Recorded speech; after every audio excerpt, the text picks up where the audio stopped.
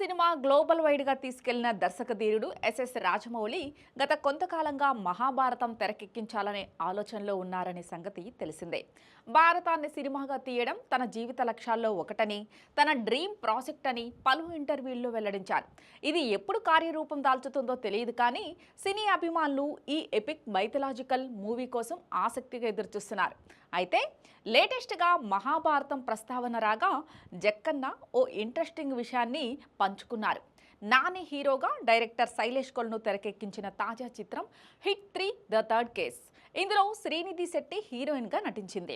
Hit యూనివర్స్లో భాగంగా రూపొందిన ఈ మూడో సినిమా ఇది.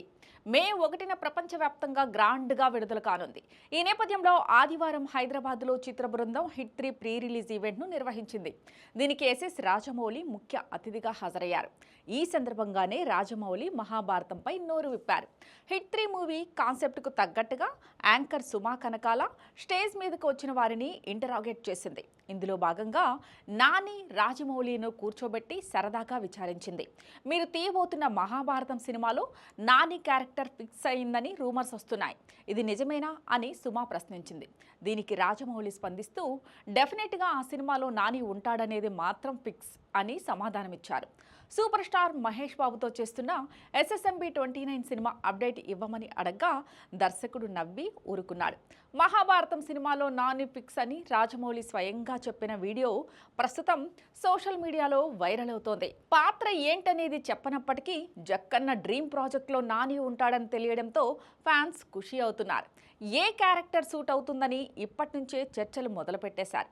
ఎలాంటి పాత్ర ఇచ్చినా నేచురల్ స్టార్ నాని ఆ పాత్రలోకి పరకాయ ప్రవేశం చేయడం ఖాయమని ధీమా వ్యక్తం చేస్తున్నారు.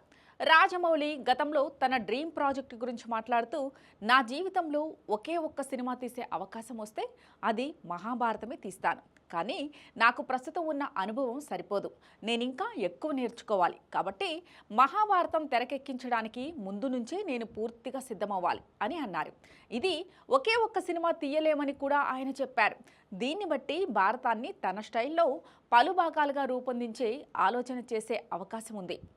SSMB 29 సినిమా తర్వాత మహాభారతం ప్రాజెక్టుపై పూర్తి ఫోకస్ పెట్టే ఛాన్స్ ఉంది.